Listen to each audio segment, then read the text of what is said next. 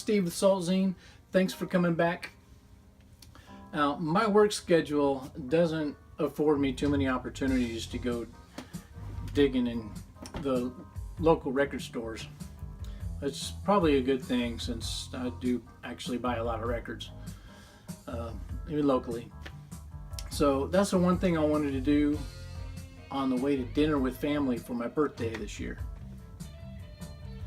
But first, I started out my day relaxing, listening to one of my favorite artists, one of my all-time favorite albums, A Taste for Passion by Jean-Luc Ponty.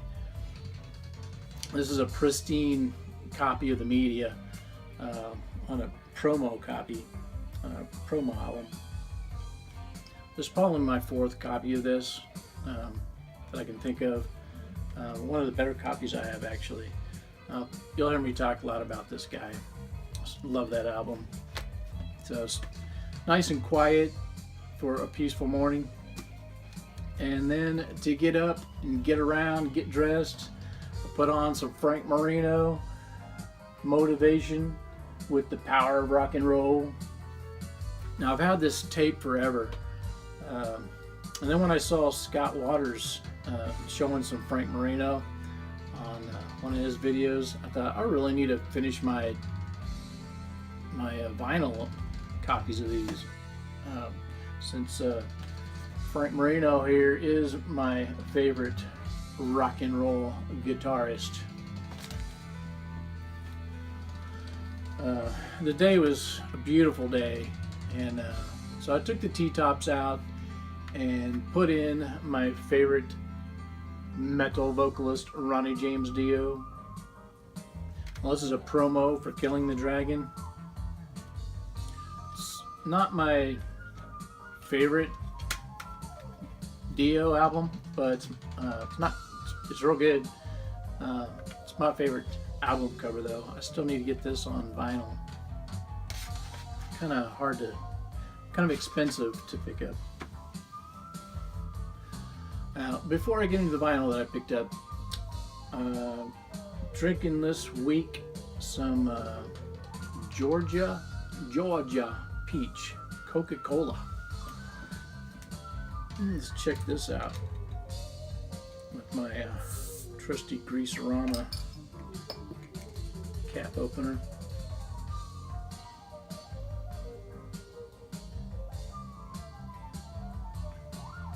Definitely peach flavored.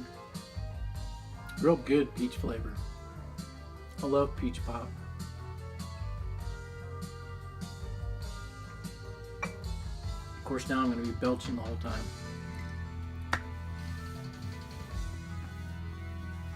It's actually real good. It's just straight up mix of peach and Coke. Real good mix. Pretty sweet. Not too sweet. Just tastes real good. Up first is 4 by Soft Machine. Now, coming out of the nuo dada psychedelic movement of the 60s, you could file this under fusion or prog. Yep, with the heavy emphasis on brass, it's very much like a free-form jazz album. Mostly just kind of well, it's not even real psychedelic as much as just real freeform jazz. It's the organ that dates it to 1971. This is a first press with the textured cover. Kind of feels a little bit like cowhide, a little bit. That brown color, you know, still in the shrink. It's kind of a grail in that it's hard to find Soft Machine in the store. And not to mention one that's in such good shape as this. The media was so clean. I probably played this more in the last month than it's been played since it was new. Soft Machine 4. I kind of prefer the Alan Holdsworth, and we'll talk about that in the future. I think that's my only Soft Machine so far. I have another one coming,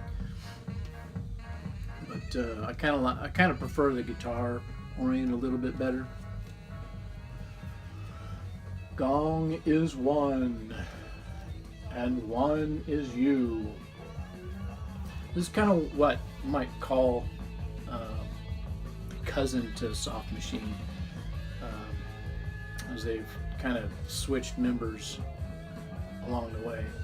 This album from 1974, it's more fusion. It's more spacey, it's more concise. So it's kind of sounds more like songs in a way. It's not just scattered like the freeform jazz of Soft Machine. It's instead of the organ, the older organ, it's got more of them for the time, maybe a more modern synth sound. So it's got 70s wind instruments with a prominent flute, which you'd hear more back in the day. There are moments that remind me this is a band from Monty Python. This is a band from the land of Monty Python. You might call it carnival jazz. I don't know. Most notably when there are a few poetic voices come in. In fact, I hear kind of a heavy influence on the later Cathedral, more of the psychedelic Cathedral sound than the doomy stuff.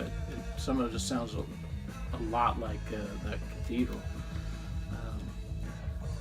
But this also must have come from the same home as that Soft Machine, surely. I don't know whether they're just two albums, kind of strange. Maybe it's just the only ones he liked. But also, me was also in great shape. And this early copy has the nice Roger Dean labels, center labels. I love. This looks so awesome. So, a couple of great albums there.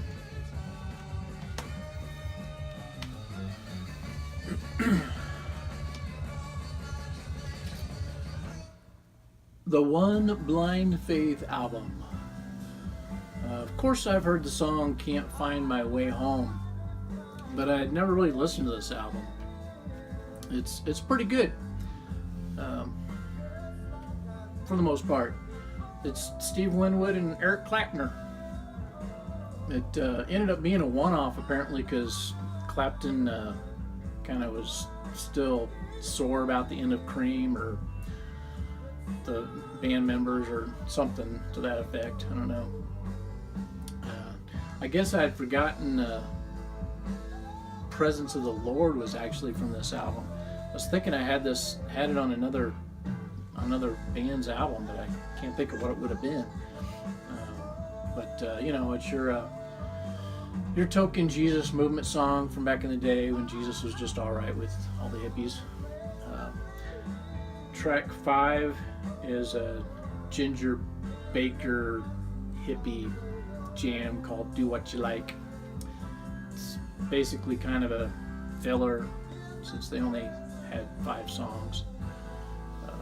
So anyway, it's pretty cool. This particular copy is the 40th anniversary 180 gram repress from the Netherlands, with the original Sideman cover, basically. Apparently Moriora Goshen is still okay with this cover, photo of her on this cover. She's about 60 now. Yes, it's been edited. So anyway, the Master Wordsmith and band came out with another album this year, and right before my birthday.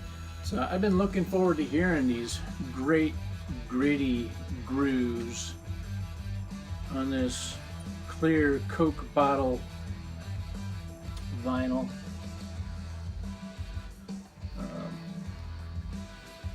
It's a better cover this time than the last one. It was kind of strange.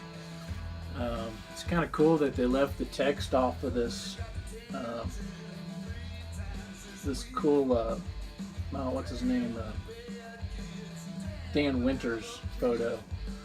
It's basically an indicator of the tongue-in-cheek political and nostalgic themes that are going on in this album. Standout track is In Walks Barberella. It's kind of a sit-down with the sun, with some funky horn section. The last track of side B, Emily Dickinson, carries with it a lot of punch. Basically, this is fortunately most of what you've come to expect from Clutch. It's not a bad track on here.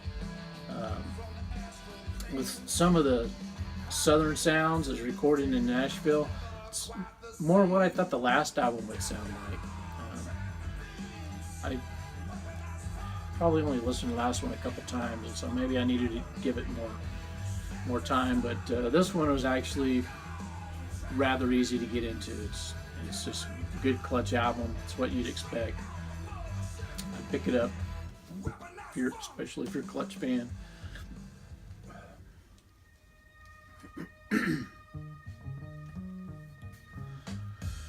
Really, my favorite of the 5 I picked up is this Osibisa Happy Children LP.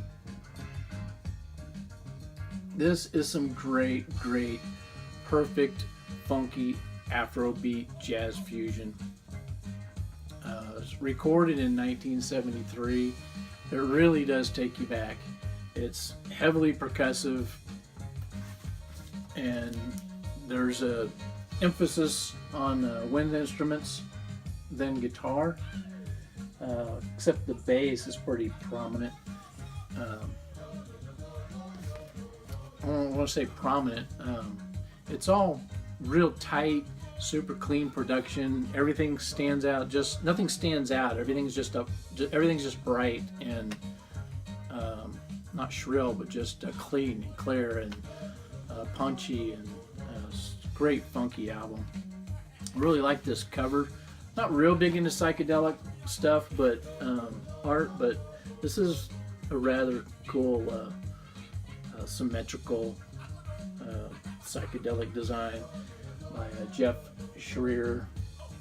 Normally, you're going to recognize the early Roger Dean covers before he got big with Yes and whatnot. But also a great album. You definitely check Osibisa out. I guess that's how you say it. Some fun stuff, real fun, funky stuff.